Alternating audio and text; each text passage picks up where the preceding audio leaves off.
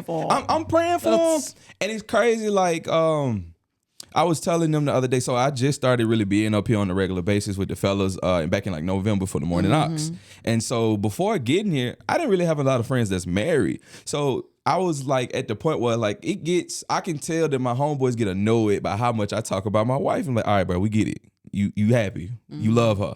We get it, bro. But we out with the fellas right now. Forget about this. Forget about what? Forget about this hot home I'm finna go to, this plate on the table. Baby girl didn't wash the sheets. We finna lay up and watch a movie, rub our feet together, bro. I'm not finna not think about that. Yeah. Can't wait to get home, actually. You know what I'm saying? And so I get here, and all the guys that work here, married. Everybody married, love their wife, either have a kid or got one on the way. So it's nice to surround myself with that kind of energy. It's like, cool. Like, he'll say something, yeah, my wife did this. I was like, my wife did this. Shoot, my wife cooked. What your wife cooked? Yeah. That's a good conversation. That's how you stay married. Yes. That's how you stay married. And I think that it's interesting that you brought that up because I was thinking about you before I got. I was like, Lord, I really feel like K Boogie is that guy. Like he's surrounding himself with that's how I talk to the Lord. Like I talk to him like my friend. You're supposed to. That's my dog. So I was like, I just started talking to him about you. And one of the things that I said was, I think it's interesting that that's one of your focal points. Because even some married men, they don't talk about their wives. They don't. When I tell you that you are a special breed, I mean it with my whole heart, the soul and mind. Okay. From the head to the toe. Okay. Because I think that you sound like you got married for the right reasons. You sound like you took time. You sound like you included God in your decision. You can always tell that by your response to your marriage. One thing I've learned is that it's not what's happening, it's how you respond to it. Your response tells you, or somebody's response tells you a lot about them. And if you pay attention, you ain't even got to study them. If you pay attention to somebody's response, you'll get a lot more than trying to spend all the time with them or try to over observe. Yep. So it's probably just time for you to let some of them go anyway. Yeah. And I'm getting to the point, not to say that I'm letting them go, but I can tell that we don't hang out as much. You know what I'm saying? But I know who to call when I need something or if I need something or because I've had the same friend group since we were in the 7th grade. So like all of us are still close, very, very close. Very close. You know what I'm saying? What school you went to? Shades Valley High School, Irondale Middle School, Grantswood Middle School. And then for a little while, I was in the Homewood school system. Okay. Yeah. Okay. That's cool. That's cool. How old are you? I'm sorry. No, it's fine. 34. 34. Okay. I just turned 34 in January. Okay. How old birthday. are you? 31. Thank you. Thank you so much. But 31, see, my age range of people, and Terry, I'm not talking about you. Just don't take it personal. I'm just saying. Trey. Did I call him? Sorry, I mixed both of y'all's you names. Did. I mixed y'all name. Y'all should go with it. Y'all should go there. Trey, I'm not talking about you, but what I am gonna say is that what was I talking about? Oh, your age. 31. It's anybody that's younger than me. It's like y'all get it. Y'all get it, and it's not that big of an age difference. Nah, but my wife's 34. Man. Yeah. Oh. She'll be 35 in July. But you know what? That makes sense. Yeah. You mature. She made me. She made me. We started dating. I was 19 and she was 23. It's the first year we started dating. And funny enough, essentially the way we started dating was based off a lie. I told her I was 20 when we first started talking. And then we were, one night we was watching a movie in the bed and I was like, pass me my wallet so I can pay for food or something like that. And I was like, give me the green card out there. And she opened my wallet and she was like, why your driver's license vertical? I'm screaming. But it was like, so our backstory, me and my wife met in a volunteer program. You ever heard of the Peace Corps? Yes. Okay, we did a version of the Peace Corps, but it was domestic in the United States. Okay. And so, again, we met each other doing service. We doing the Lord's work out here. On now. You know what I'm saying? Yeah. So I already knew I was talking to a good person. But excuse me, the dude that I went to the program with, we just so happened to be from the same area, so we flew together. Yeah. He was like, bro, you the same age as me. When we get here, we can't tell these girls we 19 because the program 18 to 24-year-olds, them 24-year-olds older, bro. They ain't gonna want no teenager. And I said, you right. You right, So bro. y'all made the we plan. cooked the plan up on the flight there, and then going on salad, buddy. We cooked up the plan on the flight there, and it was up. You know what I'm saying? Yeah. We got there, and ironically enough, my wife was the third person I met. And funny enough, I got her roommate number, and he got her number. And we get back in the elevator. He's like, I'm gonna keep talking to that tall girl. I'm gonna talk to her roommate. As I'm talking to her homegirl, I was like, I love this other girl here. Ooh. Sheesh. So how did that work out when you and your homeboy? So he stopped talking to her. Like, he was like, bro, there's so many other girls in this program, bro. I'm done. I'm going to move on to the... Say less. You know what I'm saying? I'm talking to her. They taking me, because at this point, I wasn't well traveled. Like, I left Birmingham and went straight to living in Denver, Colorado, and then traveling the country for 11 years after that, really. Wow. And so when I first got to this campus, like, my wife was the first person to introduce me to public transportation. My wife was the first person to introduce me to city walking, which is just go get lost in downtown somewhere and just do something. She was the first person to introduce me to, like, dates don't have to cost a bunch of money to go do something fun. Dinner dates at the crib, in our dorm room, just watching movies. Man, we used to, this is how I know, like, we meant to be together forever. We was making $167 every 2 weeks together. Yeah. Like, that's where we started from. And, like, warming up our Chinese food on the heater in the bedroom, sleeping on the twin mattress together, like that. We legitimately got it out the mud together. And so, yeah, I love that woman to death, yo. Man. Like, for real. And so, like, again, I was 19. I was young. And so we got to a point where we were supposed to come back and do the program a second year together. But she had responsibilities at home she had to take care of. Now, what's home for her? She's from Chicago. Actually, technically, she's from Gary. And she lived in Gary, the Gary area. Yeah. But her family is from Chicago. So she went back home. I went back to the program. I'm young. I'm dumb. It's a bunch of people here, a bunch of new people. I'm not giving her the attention she deserves for the relationship that we are in. One thing led to another. We separated. So we separated for like a year and some change. And I realized through that year and some change that if I want to be the man that she deserves in her life, I have to mold myself to be that before I go back to her. Yeah. And that's probably the reason I wasn't able to keep her when I did. And so I decided to take my career seriously. And right after that, I got a job with Google. I went from working from Google. I moved to Washington, D.C. from Birmingham. I lived in D.C. for a year.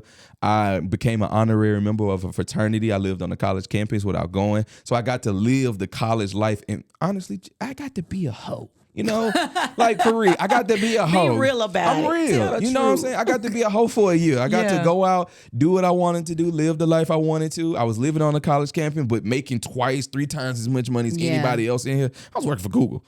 Making like $40 an hour, you know what I'm saying? Renting $500, I'm living. You know what I'm saying? I ain't had no car, living. And I moved back to Birmingham, and I got a deployment from my job to go to Mississippi. And this old black lady was recommending me for a position that I was not qualified to do. But she was like, I know the hiring manager, I know this, that, and the third. I think you would be amazing at this job. You should go for it. And I'm like, whatever. And I said, Lord, this was my prayer this night. I said, Lord, I feel like this interview goes the way it's supposed to, I'm going to call her back. I'm going to DM her, and I'm going to try to talk to her. And I said, if it don't, it don't. But if it do, Lord, put me in that path. And I had the job interview, and it went awful.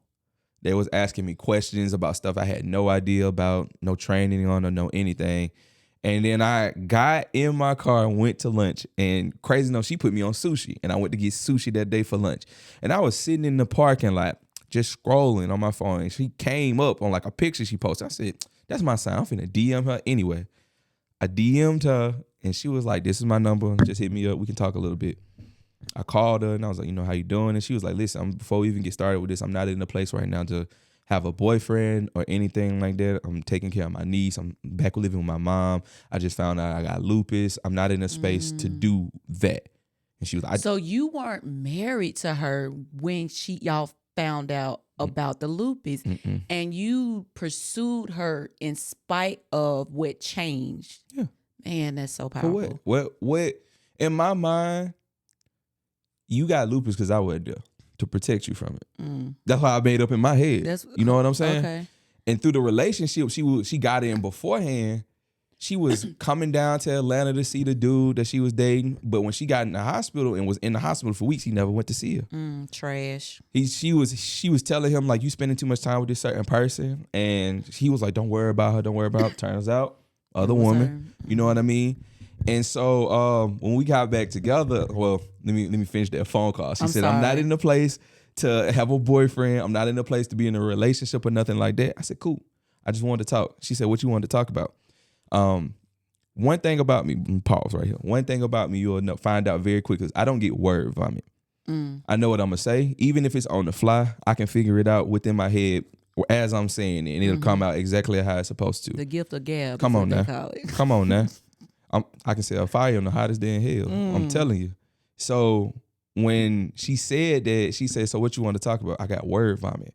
And I said, I love you. I've never stopped loving you. I think you're the most perfect human being that's ever been on this planet. And if you would allow me to be in your life, I want to be your man.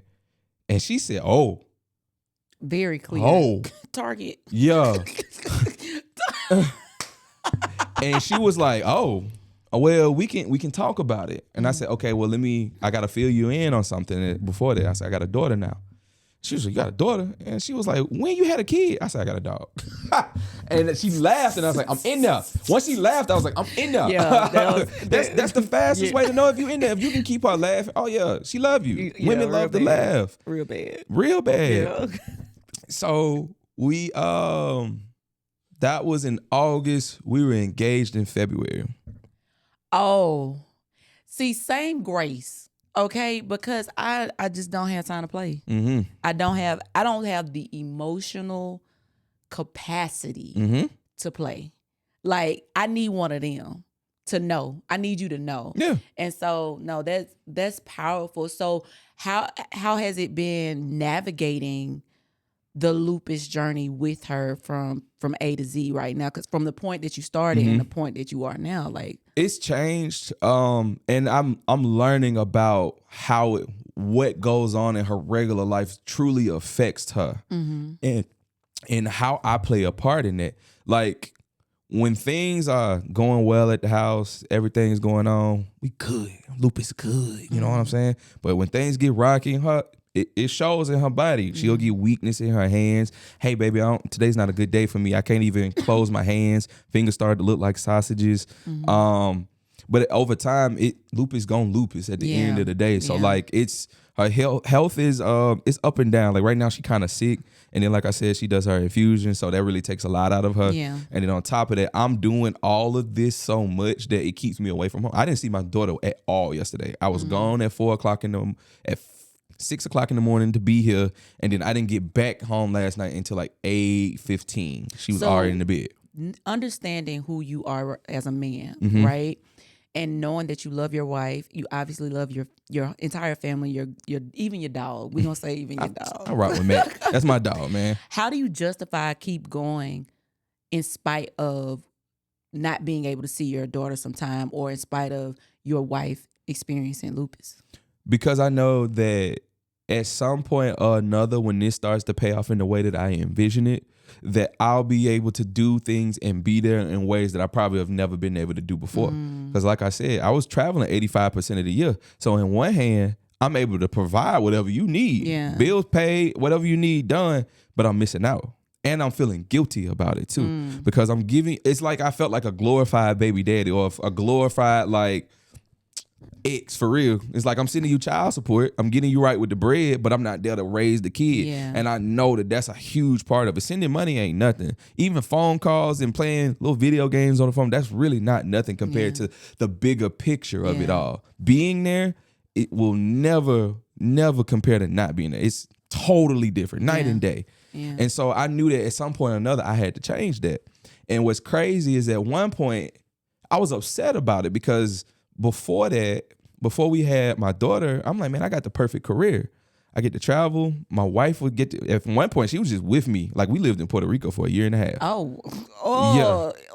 If somebody take me to Puerto Rico, they married, I'm done for life. Listen, man, I got to showing out because, like, again, the Lord put me in a position to take her away from the things that she was always, people were taking from her but not giving back. Lord put me in a position to do that. We was on the phone. And she was like, I got to do this. I got 2 jobs. She worked night shift at the jail. And then she worked day shift as she was dang, come on, Carrie. What is it called? When the folks that come and check on your kids when you ain't taking care of your kids? Social worker. She was a social worker. And so by day she was a social worker, and at night she worked in the mental health department at one of the jails close to her. So she was always working and stuff. And then one day I was on the phone. I said, listen, man, let me pay your bills. Come live in paradise with me for a little while. Just come move. She was like, nah, I can't do that. How about I just move to Alabama? You know what I'm saying? I get away from all this. Cool. She moved to Alabama. I think she got a job down here at one of the alternative schools working with the kids, and somebody scratched her and spit on her one day. I said, I'm not asking you. I'm going to buy you a flight. I'll see you Friday. Quit that job. She quit her job. She came to Puerto Rico and lived. She didn't have a job. Just hung out. And like we was living. Like low key, we was living in a mansion at one point. We had a nice house. For like 8 or 9 months, she didn't have no responsibilities. Your responsibility is to wake up. And honestly, if you decide to put dinner on the table, cool. And if you don't, we going out to get something. But just be. You know what I'm saying? And she just was for a while. And my favorite thing about my wife is if it was up to me, my wife would never work. Yeah. If it was up to me, be at home, be a mom, be whatever you want to be. Be a garden mom, plant mom, all of those things. I don't want you to have to worry about getting up to punch in somebody's clock because we all know the black women not respected in most job places anyway. And so she's so independent. She was like, nah, G, I can't get down like that. Like you paid these bills for a while, but I ain't trying to rely on you. And she came back and took a volunteer position at UAB, and now she's the director of that program. You know what I'm saying? Yeah. So like she's so fire, and it made me want to continue to do more. I'm like, okay, well, if you can do that, I can do that too. Or if not better, I'm going to keep going. I'm going to keep pushing for more. So I left my career from traveling and took a position at Anniston where I was driving to Anniston 3-4 times a week. But it was killing me. I started developing vitiligo in my face. I started gaining a lot of weight. That's why you go hard in the gym now? Before I left my job, probably like a month and a half, 2 months before I left my job, I weighed like 295 pounds. I weigh 248 today. Oh, bless the Lord. Yeah. And that's after gaining 20 pounds from the holidays from my birthday in October, November, December, January, February to now. I gained like 20 pounds because back when my brother came to visit in October and I was 228 the day that he got there. And so I shot back up, but still. It's easy for y'all to lose weight though. I will say that. And it's like, I don't know. That position was killing me. And then when the opportunity came for me to leave my job, the first thing I went upstairs and I said, baby, listen. I was like, I'm not happy. I know I'm not happy. My body know I'm not happy. I'm getting vitiligo.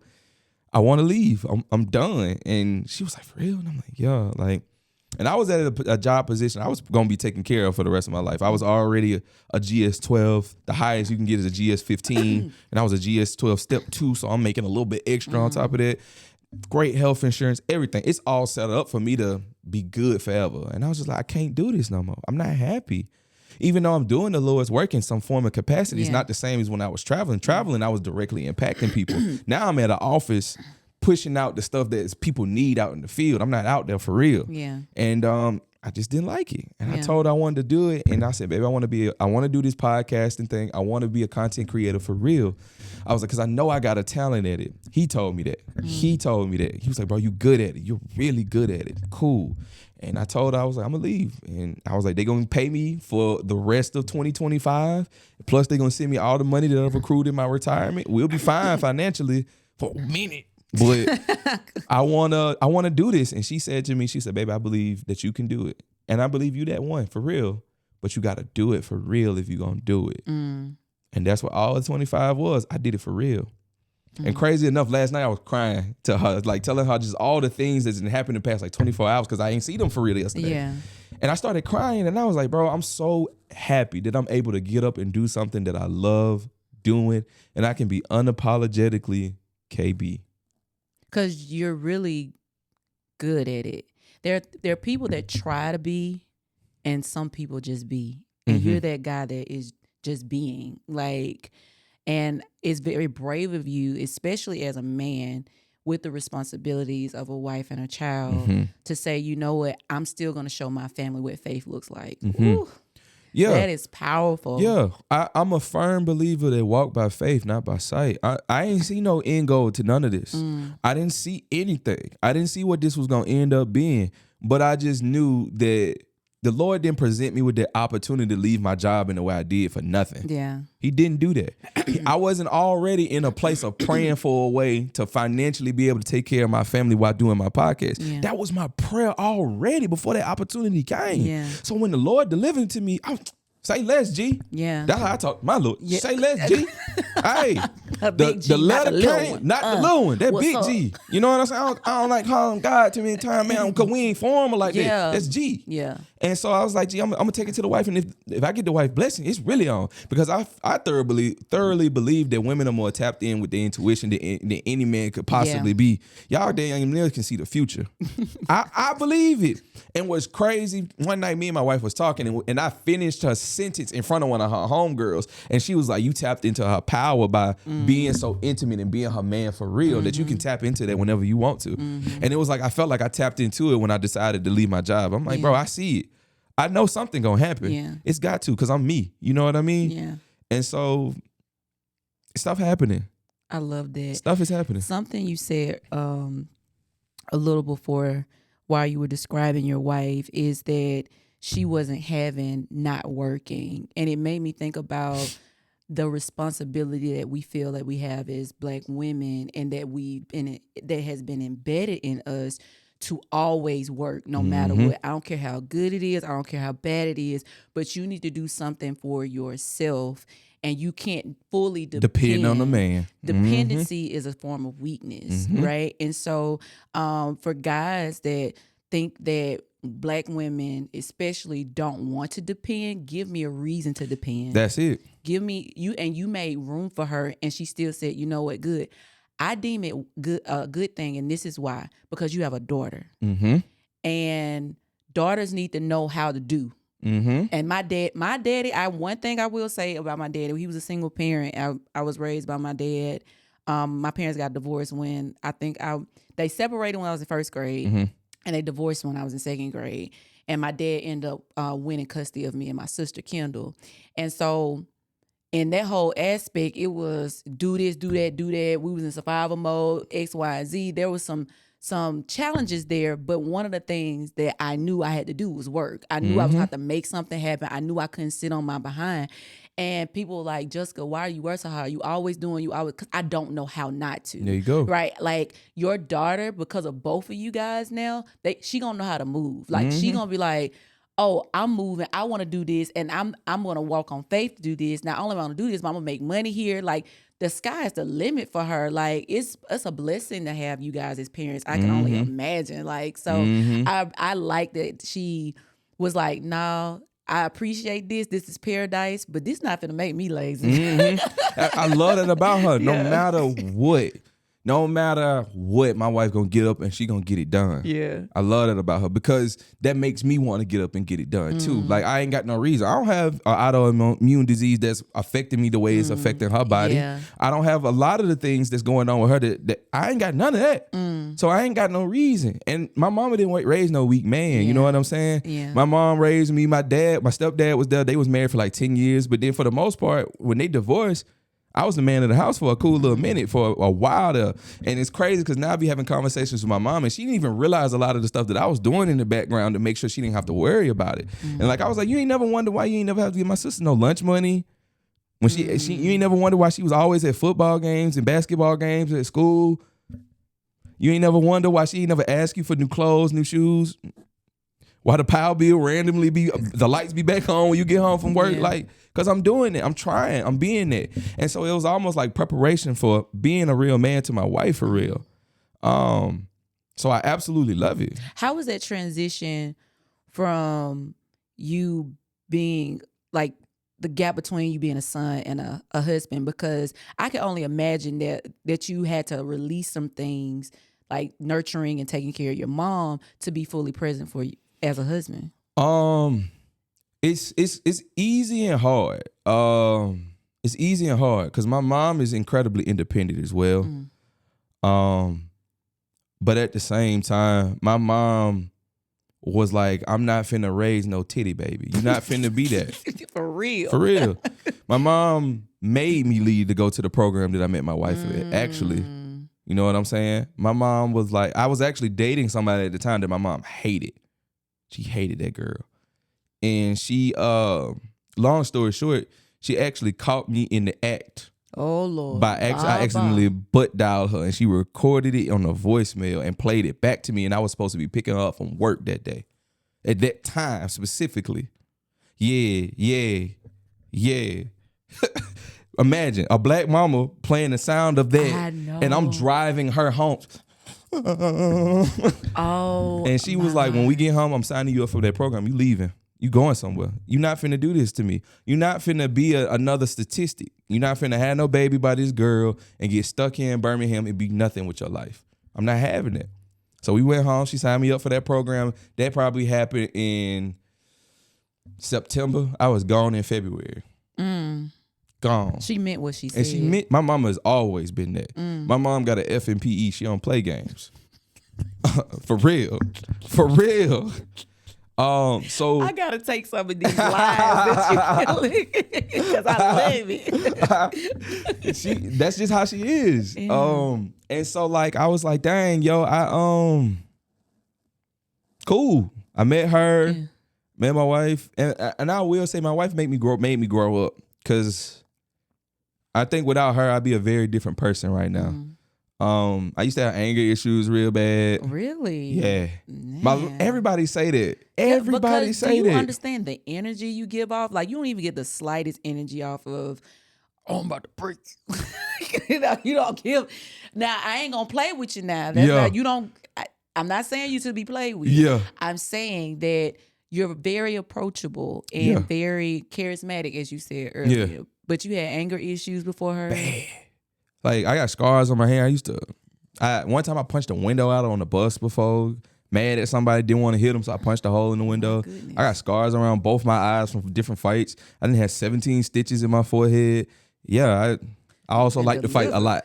You've been delivered. Okay, yeah, I'm a different person. I'm going to start calling you Muhammad. What's up, Muhammad?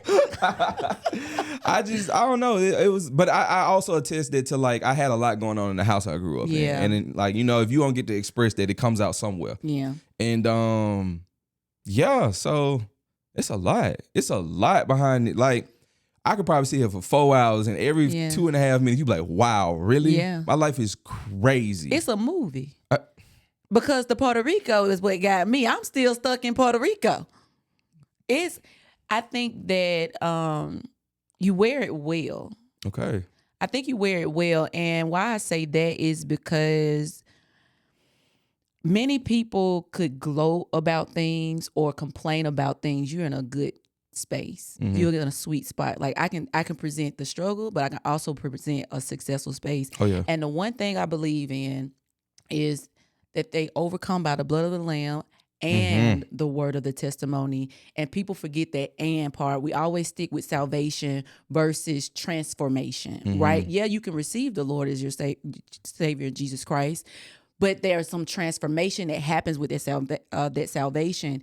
And what you're presenting to people is, not only am I saved, I'm transformed. And that's very important, especially for our Black community, our Black men, to know that you don't have to. I come from this part, and it wasn't as ugly as maybe you might have experienced, but it was ugly, and I got out my ugly, and I know how to manage ugly, but I also know how to manage my success. And some people don't know even how to manage their success. Nah.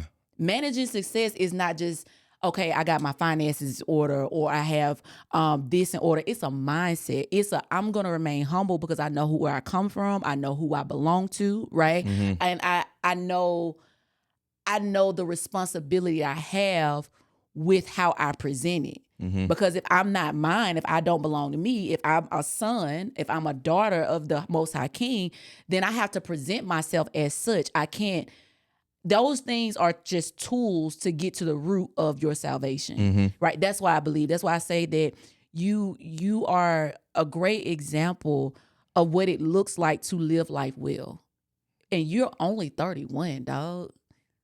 That's wild. Nigga have been with the federal government 12 years at 30. Like, 30, done. What? Yeah. That's crazy. Yeah. It's been a lot. And what's crazy in my mind is I think I'm probably like on chapter like 7, 8 of a 15 chapter book. And what that we call life. I'm just getting to the middle of it all.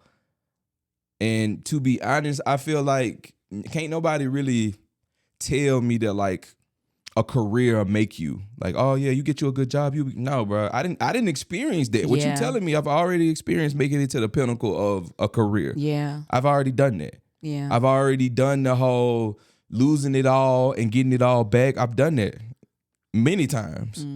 I've experienced it all. My dad was in prison for 12 years.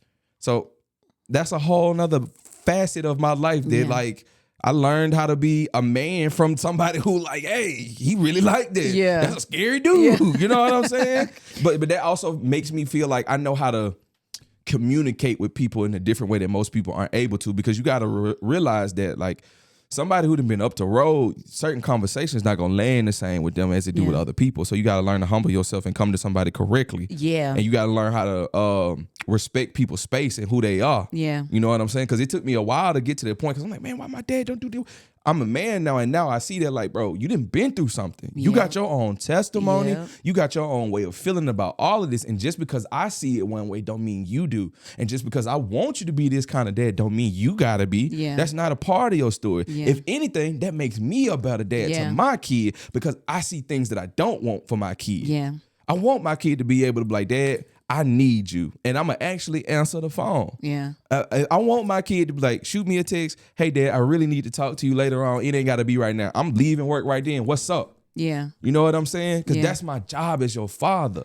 And so, like, man, you finna have me here all day, man. I love it. I love being a dad and a father so much. And what's crazy is I never wanted kids. What? Never wanted kids. One night in Puerto Rico, I came home from work. And we sitting on the back porch, I'm smoking my weed. She eating the fruit off the tree in the yard. And she turned to me, she said, yo, you want to have a baby? And what's crazy, both of us were on the same page of not having kids. Like we both the oldest. We both had to take care of our younger siblings most of the time. So like we was both like, nah, I ain't trying to have no kids. Yeah. Then one day she was like, you want to have a baby? And I was like, let me get back to you on that. let me get back to you on that. Let me be in my right mind. Yeah. Let me sleep on that a while. You know what I'm saying? Sheesh. And what was crazy though is because I always thought I wasn't worthy of being somebody's father. That was always my thing. Because I'm like, not to slight my folks at all. Love my stepdad. Love him to death. Had an hour-long conversation with him last week, chilling at his crib. That's my dog. Same thing with my dad. I love my dad to death.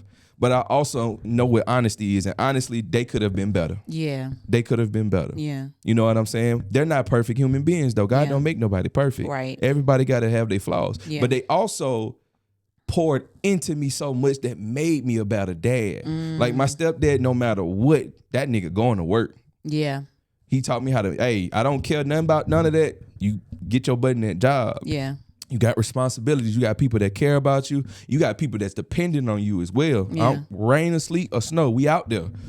Same thing when he taught to me about, like, if you're going to start something, finish it. Yeah. Do it all the way through. See it through, even if halfway through it you don't want to finish it. Finish it. You never know what's on the other side of that goal. My dad taught me how to respect other people. My dad taught me how to respect other people's spaces, how to talk to people correctly, how to From jail? Yeah. And then when he came home, on top of that, you gotta give us a scenario though, because the excuses that people use of let me not be offensive. Let me mind my words. The opportunity that people present when they're in a struggle outside of a cell, right? Of I can't do this, I can't do that. especially as a man, right? A man in survival mode, I can only imagine how much harder it is to try to communicate those things to a son that is distant because of a jail cell. So what does raising a son look like from a jail cell from a son's perspective? It was a lot of what's crazy is like obviously like you know how these days everybody can sneak a phone in jail, you know what I'm saying? It wasn't none of that when my dad was gone. It was writing letters, you know what I'm saying? I used to write my dad letters. My dad used to work in the prison making leather belts. And he'll send me a leather belt every year and a new size with my name on it. He big Carrie, mine to say little Carrie on the back of the belt. Phone calls or when I go see him, conversations about like being a man for real. He's like, you see all these men out here? You see what I'm saying? When you go talk to another man, make sure you look a man in his eye when you talk to him. Hear what he's saying first and internalize it before you respond. And when you respond, make sure you respond with the same level of respect that he gave you, whether it was up here or down here. Never let nobody play you either. Don't play in nobody else's face either. Because if you're gonna do anything, you do it wholeheartedly and honestly. My dad don't like liars and he don't like thieves, which is dang near the main thing in prison. So I grew up, I'm not finna be that. Yeah. My dad taught me that. And then when he came home, it was so fun when he came home because how old were you when you came home? Ooh, okay. He left when I was 2 or 3. He came home and I was whatever age you are, the 7th grade. Okay, about it was the 7th 13. grade. Yeah. And so when he came home, after he got on his feet, my mom let me go live with him. And I learned a lot of lessons. That's when I started learning the lessons about respecting people's space. Like, for instance, one thing I'll never forget, me and him got into it over, I went and took a shower, got back in the bed, went to sleep. He came home from work and woke me up in the middle of the night. Hey, man, what's your problem? What you mean? And he was like, what's your problem, bro? I could tell you took a shower. You didn't wash it out? And I'm like, wash it out? That bit was sparkling when I got in there. So what I got to wash it out for? Nah, G, we don't do that. If you're going to stay here with me, that bed need to be made when you walk out of here. That tub need to be clean every time you get out of the tub. I like to keep my house clean. I'm going to keep my house clean. And you going to do the same. Cool. Say less. It was understanding there. Yeah. So yeah, that's a lot about how my dad is. My dad is very stern. My daddy mean what he say. My dad is a jokester, but if he's serious, you better take him very seriously.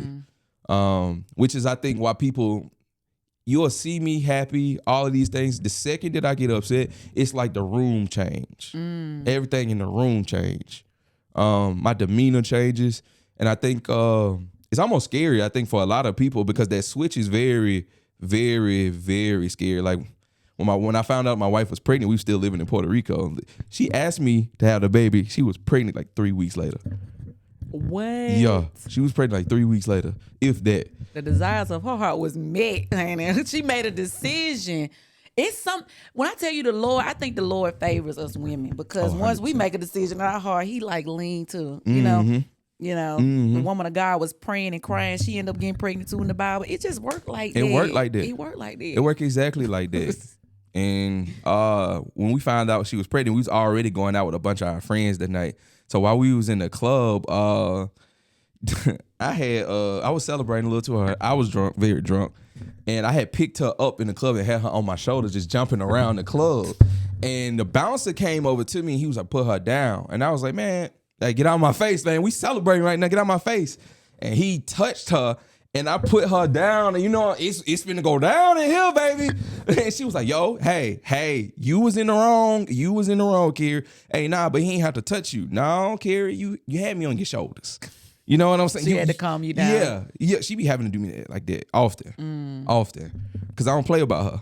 I don't play about my wife. We can tell. I seen a post the other day, and it's a difference between a man who loves his wife and a man that don't play about his wife. Yeah, I seen it. I think it was on a video or something. I can't remember, but I know exactly what you're talking about. I want somebody that don't play about me either. Yeah. There's a difference though, for a man not to play about you and a man to be obsessed with you. I think I'm a little bit of both. I ain't gonna lie.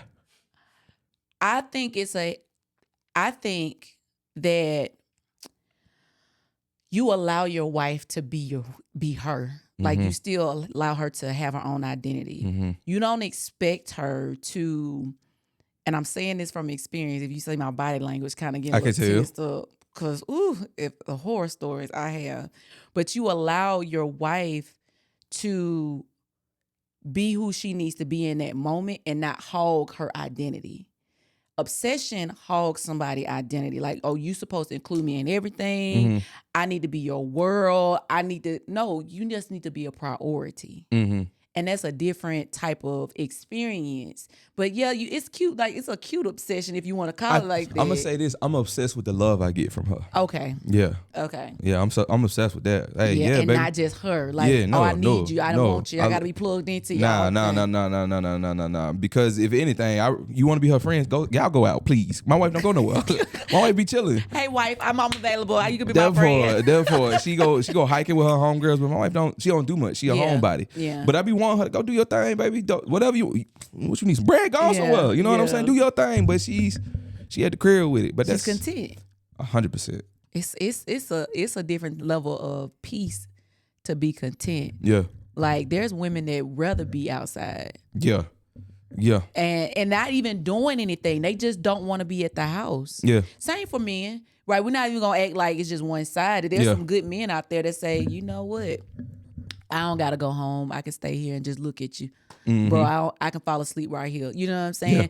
But being mindful of that and how you're treating the person that you're partnering with is very important. It seems like y'all got a healthy understanding. We do. Because she know me. I like to be outside. Yeah. That's the thing. I'm a people person. She's not. She is, but she be acting like she not. I'm a people person. I like to be outside. I like to party. I like to, I don't know, be in crowds. That's who I am. I've always been that person. So she know that about me, but she's just like, I mean, bye. You know, I see you when you get back. You know what I'm saying? She trusts you. Yeah. 100%. But I've never given her a reason not to. You know what I'm saying? We ain't never been on that type of time. Because my thing is, I'm not in the whole game of wasting somebody's time. As far as we know it, we only get one opportunity to be here. Why would I put a person in the position where you married to me, you with me, and you ain't got no other choice but to be with me and not be with nobody else and all of these other things, experience the rest of what life has to offer you. Why would I put you in a position like that? Yeah. That's not fair. That's greedy. I'm not like that. I'm good on that. Mm-hmm. Me and her always got to understanding that if it ever become a time between me and you that this not working or I want more, let's talk about it and let's make a move about that because we don't know how long we gonna be here. Yeah. No need in wasting time on something that we know that ain't gonna work, and it's been working. That's good. It almost what you just said almost correlates or pretty much correlates to what your daddy taught you about respecting space, right? I just had an episode that dropped today was about boundaries versus walls, right? I love that the clip you had up. Yeah, and this is something I'm still learning because I give too freely of myself to where if I don't have somebody to say I'm going to respect you even when you don't respect yourself or honor where you are, they could well in the past because she ain't like that no more. They could roll the dice on me. You feel me? But I think that what you're saying is so healthy and so powerful, even with your dad teaching, hey, respect the space that you're in. That's not just a physical space. That's a mental space, emotional space, spiritual space, right? Like we were talking about earlier, you just can't come to people any type of way. That's respecting the space. And is the space safe enough and conducive enough to be or become what I need to be in this moment, right?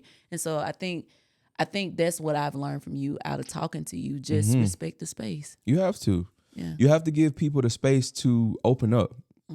I learned from my band, I think it was my band director, 7th grade, and he said, your mind and your heart is like a parachute. It only works when it's open. And so I was like, dang, that's tough. You know what I'm saying? That's real tough. So like, I gotta create that space to have you open up anyway. Yeah. So I gotta make her feel comfortable. I gotta make her feel safe and secure in what we got going on. You know what I'm saying? And I think oftentimes, like that's why I don't like getting into conversations about relationships with most dudes because like, we don't attract the same caliber of woman. We just don't. The stuff that you talking about, that women talking about, like, oh, I don't pay no bills. I don't attract women like that. You know what I'm saying? I ain't looking for that anyway.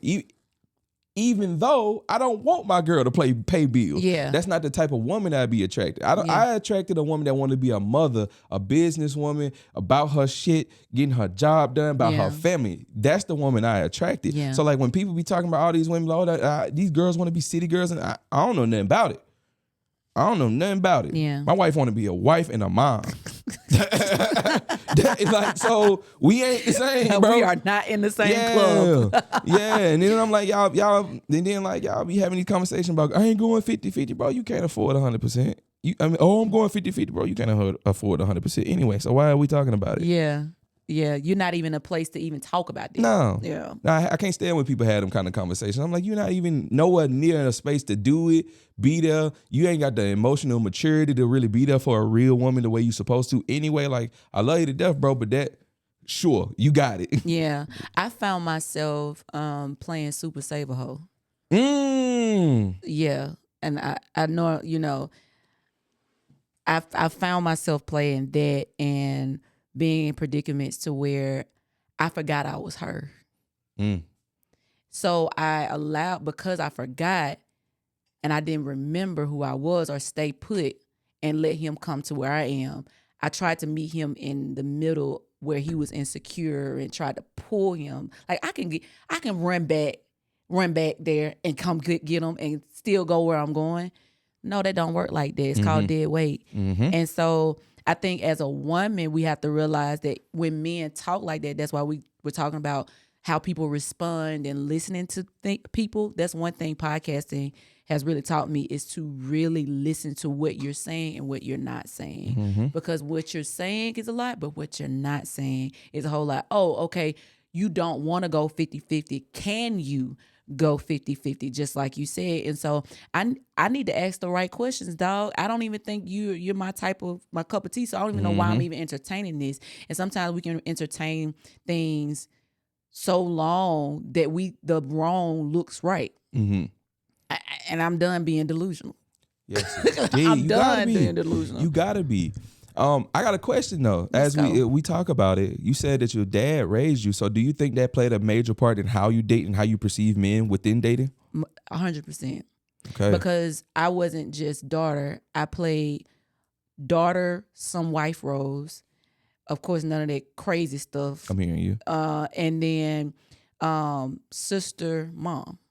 So Kendall is 21 months. We're 21 months apart. I'm older than her. And so in a lot of cases, my daddy worked. At one point, he worked at Brookwood. The other points, he worked at, what did he work? Liberty National. He was an insurance agent. If you know anything about Liberty National, it's a 100% sales job. So you might get a check, you might not get a check, and you are the head of household. You're the only adult there. You're the only one working, and it's with two girls. You're paying tuition. I went to Restoration Academy during my high school years. Like, you're doing all of these things by yourself. No child support, no assistance, just help from the village that you're getting. Okay, no shame, no harm, no foul. It's just the truth, right? And so I immediately went into protecting mode. That's how I naturally go. I'm gonna want to protect the people I love. So I want to protect you by not having to cook. I want to protect you by not coming to a dirty house. I want to protect my sister by not getting him, also by not me and my sister not being in trouble. Like, so when I did get in trouble for something, I was like, but you don't understand. Like, I was trying to protect. Yeah. So you wouldn't have to deal with this. And it was all about, for me, subconsciously, decreasing the stress levels of my father. Like, and so I went into dating as, you know what, I'm gonna make you feel better. The first guy I was with was abusive situation, and not at first though, but it became very abusive towards the end. That's why I left. But he didn't know his mother. He knew who his mother was. He was adopted by another older woman who he claims as his mother, but his actual biological mother wasn't around, didn't want to come. When she would come into town, everybody knew about it but them. Like, so he dealt with a lot of family issues. I can fix that. No, you can't, girl. You are not the Lord. Yeah. Oh, I can fix that. I can be there. I'm loyal by default because I don't want to cause more pain. Right? So a lot of that I've had to unlearn. And then I also had to learn that my daddy was a man. Like, I thought that he was perfect. In my mind, my daddy doing wrong. What you talking about? He don't do no wrong. You a lying. You lying. Because also, and a fun fact, if you didn't know, I'm a PK. So my daddy is a pastor. And so I'm in this era of transition and all stuff like that. So it's like, oh, he definitely can't do any wrong. He loved the Lord. We be at church all the time. He took care of 2 girls when he didn't have to. Oh, baby, I was defending my daddy. You was not gonna say you was not gonna say anything about Kenneth W. Smith. Okay, that's my daddy. That's my daddy. Yeah. Okay, but growing up, I had to break up with the fact that he was perfect. I had to break up with the fact that I learned how to be or how to date in that space. He was I love my father, but he was a do as I say type of person. Like, you're not going to date this person because I said so. It wasn't an explanation. And so I went around just believing all of these things, not understanding why. And so right now I'm a big why. Okay, why is this? Why is that? Okay, let's go deeper here or whatever. I wish I would have had that. I feel like I would have asked, better questions in the dating spaces that I've been in. But yeah, I love my daddy down, and learning that what was love in the relationship and what was survival or protection, because all of that wasn't love. It wasn't. It was very unhealthy. So yeah. Okay. That's so interesting. Because I always wonder about that you don't hear about that often. So somebody that was completely raised by their father, especially a woman. And I've always wondered, like, what is your perspective when it comes to men? Because I know you ain't finna date no sorry man either. But at the same time, like you kind of just said, it kind of puts you in a space where, like, I can probably help him to the finish line because I'm able to do so, and I've been able to do so for so long. That's interesting. Yeah, but I didn't take in perspective that my dad presented himself as somebody worthy of somebody pushing him. You have to be in a position to be pushed, right? And so I wasn't mature enough to see both sides. I just saw that when I did this for my daddy, he was better. I didn't see that my daddy positioned himself in a place where somebody could push him to his better. And that still is a part of the story. And so I dealt with men that said they wanted better, but when you pushed them, they went nowhere, right? They remained stagnant because they have to move too. If I'm pushing you, you standing still, that's assault. If I'm pushing and you're moving, man, then that's just acceleration. Yeah. That's a different thing. Yeah. So do you want me to assault you or do you want me to accelerate you? 2 different things. And I was assaulting them.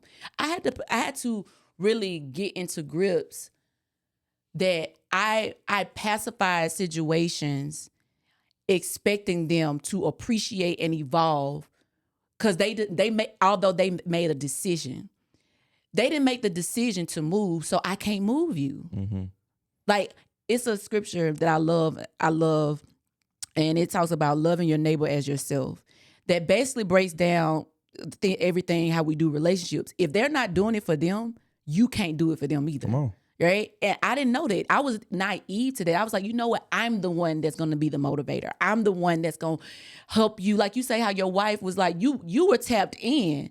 You were tapped in, but it took you to make a decision. Your wife could be the greatest since Whitney Houston. You know what I'm saying? Go Whitney. Just talking about a single career, not that other stuff. But not the other stuff. But you had to make a decision. You had to put in the work. You had to do what you were called to do for you so that she could help meet you somewhere. You get what I'm saying? Because that's your help me. And so I think that I settled in the fact that I could save them, that I could save them from themselves. And I couldn't do that. That's so draining. You tell me, I'm still recovering. Your body will tell you before anything. What? Baby, let me tell you something. We talked about 8 months abstinence, right? Last situation I was in, and I won't talk about the man of God because he's still the son of the Lord. That's how I save myself from saying anything crazy. You better than me. Woo, but I didn't realize I had gained so much weight. And I've always had a struggle with my weight. And when I weighed myself at the end of the last year, I was over 200 pounds. I can't tell you the last time now I have gotten close, but I wasn't I wasn't the 200 pounds. Now I'm fighting to get back to myself, and I'm glad I am, because I'm learning that I'm worth the fight. That it does. Your environment does need to be conducive for where you want to be. Because last year this time I was fighting to lose weight, but I was still with him, and he wasn't motivating me to do I was it. like, he probably wasn't even motivating you to do it. No. But he can go in the gym, do 2 push-ups, and have his muscles just glistening. You know what I'm saying? Like, I'm like, but I'm trying, I'm telling you, I need you to be on me. I need you to be hard on me. I need you to like, hey, Jessica, we finna get up and get the moving. I didn't get anything of that. But you wanted me to be her. You wanted me to follow the Lord, because some similar to you, I told Ted, here Trey. we go, Trey. Here we go, trying to miss y'all names again. I told Trey earlier that 2 years ago, the Lord told me to leave my job. Right? Well, let me not. I'm not gonna lie on you. He told me to write my resignation. That's what he told me. And this was at a time where everybody was saying, "Oh my God, you finna leave your job because of the whole Tabitha Brown situation," right? And as I'm doing this, I'm like, Lord, I still got bills to pay. She ain't finna pay my bills. I still got bills to pay. So fast forward, I obeyed, and I told my best friend, so happened to be my manager at the time. I told him what was up, because I ain't want to just throw him on the bus or anything like that. But then what happened was a door opened. They was like, Jessica, we're basically not accepting this. We have another opportunity. See if you want to do this opportunity to work from home so you can have time, because we still want you to pay your bills. Like that was the type of conversation I had. So I got the opportunity that I'm in now. And so even in the midst of that, he was there for that. I went from making 6 figures to, let's just say I took a 30% pay cut. I took a 30% pay cut. I have a mortgage. I have power bill, light. It's all on me. It's all on me. And you are okay that it's all on me. How I know you're okay with it? Because you're not moving. You can say a lot of stuff, and that worked for a little bit, okay? You can say a lot of stuff, and you can hypnotize me for so long. Change the H for a D. Yeah. Because he did that. If there was a job for that was appropriate. Oh, we. Go apply for it, sir. You won. You won. I ain't gonna hit no shame in my game. However, that only goes so far, especially for a woman like me. You know what I'm saying? And so I just found myself disgusted. I was more disgusted with me than I was with him, because I had settled and I thought I was changing him, but really he was changing me. He was changing you. He was changing you. He was changing me. It really be like that. Ugh. I hate it. Welcome back to another episode. I'm just playing. Yeah. Really? How long are we talking? We might. Wow. Wow. No. What you looking like on time? Let me ask you that first. Both of y'all, really. Yeah, I got practice. Oh, I told I was gonna be there at 7. Yeah, this didn't feel like an hour. I swear I thought you was finna say it's been like 35, 40 minutes on everything I love. On everything I love. You know, I be really spot on about time usually. I swear you would. It's me. For sure. For sure. I'll come back. Let's do that, I guess. Yeah, I can come back. It's like I'm in Birmingham, so I do this. So. Yeah. But I feel like I didn't ask you none of the stuff I got in my phone to ask you, or that I wrote down or thought about. Hey, this was get to know Carrie. Which is crazy. Oh, man. I said I was cool with it. Now look at me. Now, I don't like it. I ain't get to do nothing. I get to do my job. Dang. Okay, I guess I gotta accept that. Then it is what it is. I'll be okay with that. This will be a great episode for your audience, though. You know that's true. They're gonna be like, "Oh, we learned a lot about you," because it's a lot of work that goes into podcasting and interviewing people and all that good stuff. But I think if I'm honest, the Lord wants you to know that you're just as important as the person that sits over here. I needed to hear that. Yeah, I definitely needed to hear that. Important. I really did. Dang. Unfortunately, this has been the end of another episode of Talk Vibe Hustle, man. If y'all made it this far, man, drop a red dot because we got on red in the room today. Drop a red dot in the comments for me. Like and subscribe. This has been Jessica. Obviously, she's amazing. Obviously, she's a conversationalist. Obviously, she's one of the dopest other podcasters in the city. Come on, for sure, you right on, man. I appreciate y'all for being here, being this far in this episode. It's gonna be a part 2. It's 100. It's not too many part 2s, but it's gonna be a part 2. 150%. Yeah, thank you. Shoot, you amazing.